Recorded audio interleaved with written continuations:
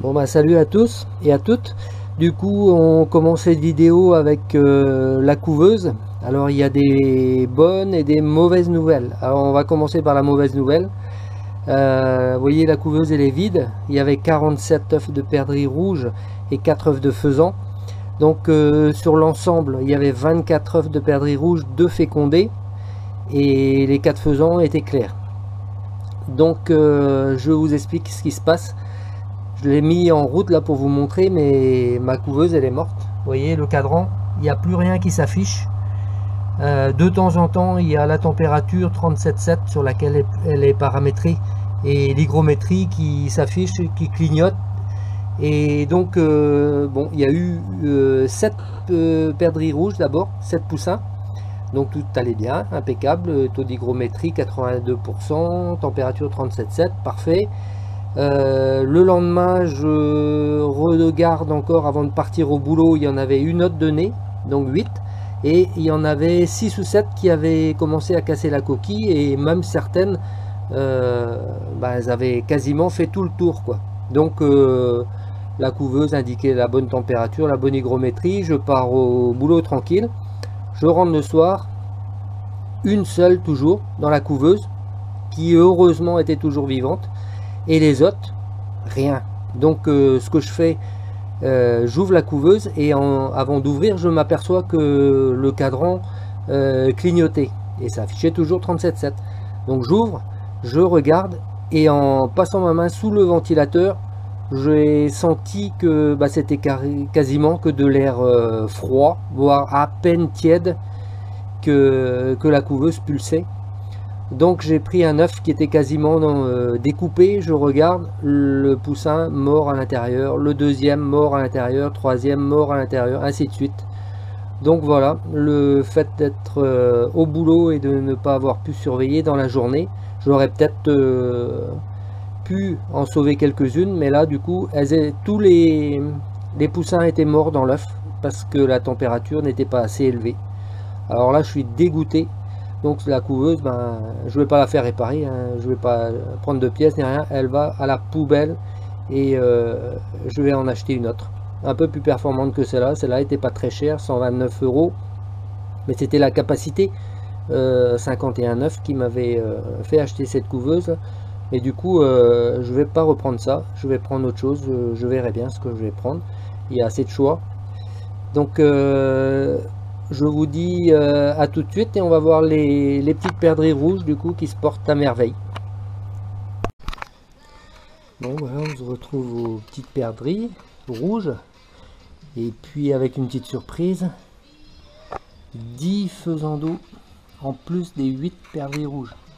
Alors les perdrix, elles sont dans le coin, voilà. Et ici des petits faisans qu'on m'a emmenés aujourd'hui. Donc qui sont nés hier et ce matin. Bon, on a profité de, tant qu'avoir une lampe infrarouge, l'allumer plutôt que d'en mettre deux. On les a mis ici, tous ensemble.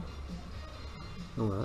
Il y a des faisans communs, des faisans vénérés qui ont la tête un petit peu plus marron.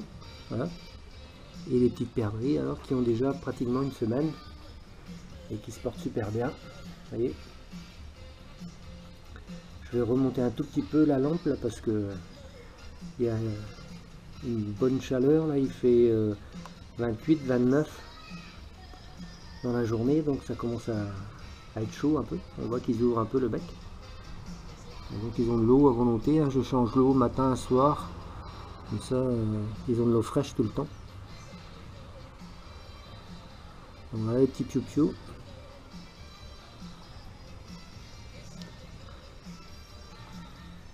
Ils vont rester jusqu'à la fin de la semaine dans l'aquarium et après ils vont passer dans la petite poussinière avec la lampe, toujours bien sûr.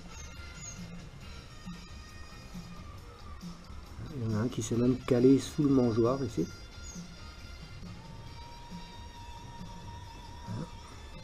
Alors, ça bouge beaucoup quand c'est petit comme ça.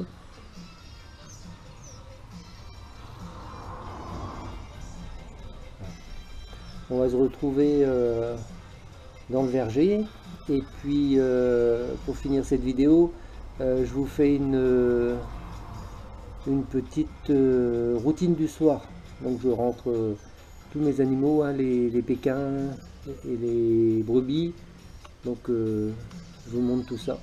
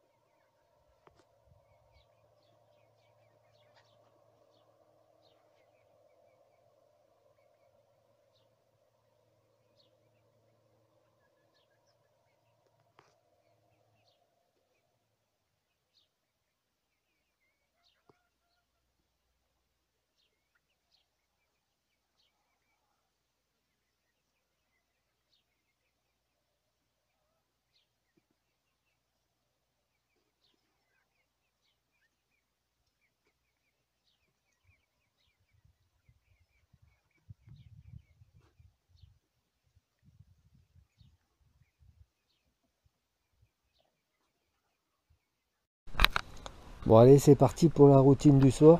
Vous allez voir, les brebis vont pas tarder à arriver. Elles savent qu'elles vont avoir un petit peu de granulés. Ça y est, on les entend déjà.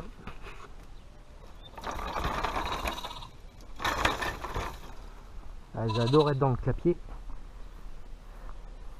Voilà. Alors, un petit peu de granulés. Là, je commence à pouvoir les caresser un tout petit peu. Il y a les petits pékins.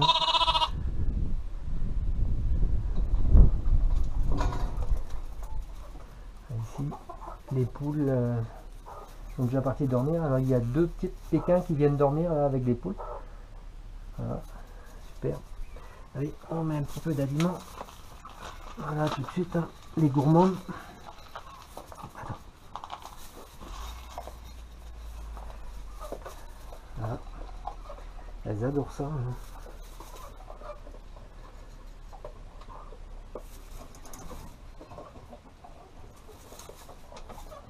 Un petit coq qui arrive. Allez, on enferme les brebis.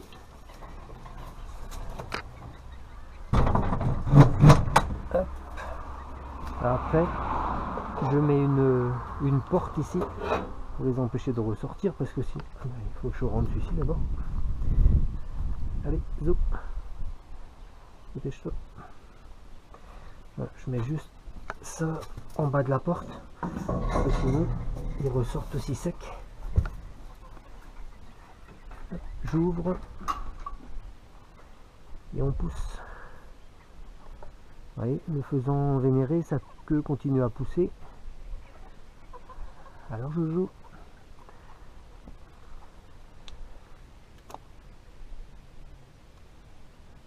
Allez, hop, tout le monde rentre. Allez, hop, c'est parti.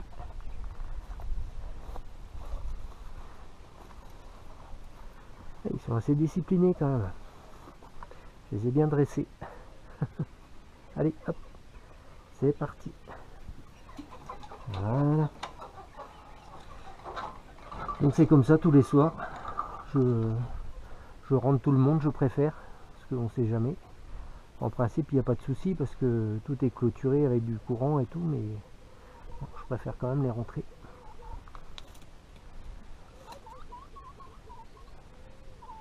Voilà, c'était la routine du soir.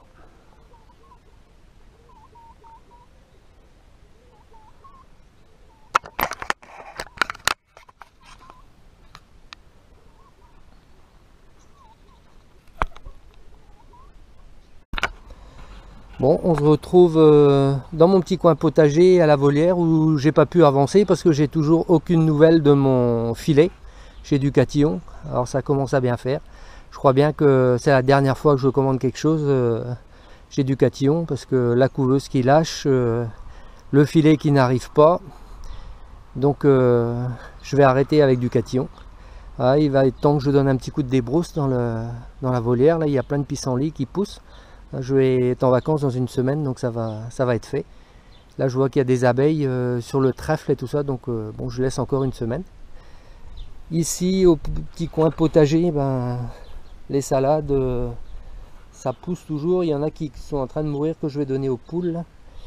Les courgettes, j'en ai encore enlevé 3 ou 4 qui étaient pourries sur le pied. Là, il y en a une qu'il faut que je ramasse. Ici une autre, là il y en a d'autres qui arrivent, impeccable. Ça c'est une fleur mâle, vous voyez, elle n'est pas au bout d'une courgette, la fleur mâle, et ici la fleur femelle au bout de la courgette. Ici pareil. Là, je vais enlever quelques feuilles aussi dans le bas pour donner un peu d'air. Les concombres, ça pousse toujours, hein. C'est la première fois que j'en mets, comme je vous disais l'autre jour, mais nickel. Et là, ici il y a un petit... On a 2 autres, 3 autres même. Ils sont pas très longs mais ils sont excellents. Ici il y en a un petit peu plus gros, ici il y en a encore un autre bon à ramasser. Voilà. Vous voyez que les feuilles commencent à blanchir, commencent à avoir un petit peu d'odium dessus, mais ça c'est dû au temps, hein, où il y a 2 jours de pluie, 2 jours de soleil, 2 jours de pluie, c'est un peu cata cette année. Bon, mes poireaux sont pas trop mal. Je vais bientôt couper un peu le bout des feuilles et puis je vais les buter pour qu'il y ait un petit peu plus de blanc. Voilà. Et au niveau des courgettes, je vous mets une petite photo à la fin pour vous montrer comment je fais. Donc je coupe mes courgettes, je récupère les graines pour les poules, je les coupe en morceaux et j'ai une petite dose, c'est un pot de miel d'1 kg. Donc je mets 3 pots d'1 kg dans un sac que je mets au congélateur et ça tient très très bien, que ce soit pour faire de la ratatouille en hiver ou de la soupe. Et surtout si vous faites comme moi, ne les décongelez pas avant de les cuire. Vous les mettez congelés dans la sauteuse ou dans le chaudron ou dans la cocotte pour faire de la soupe, et puis avec l'eau ça va décongeler très vite, parce que sinon si vous les décongelez avant, ça va partir en bouillie. Donc vous les décongelez pas et vous les faites chauffer comme ça et ça ira très très bien. Bon, je vous dis à bientôt pour une nouvelle vidéo. Salut les amis!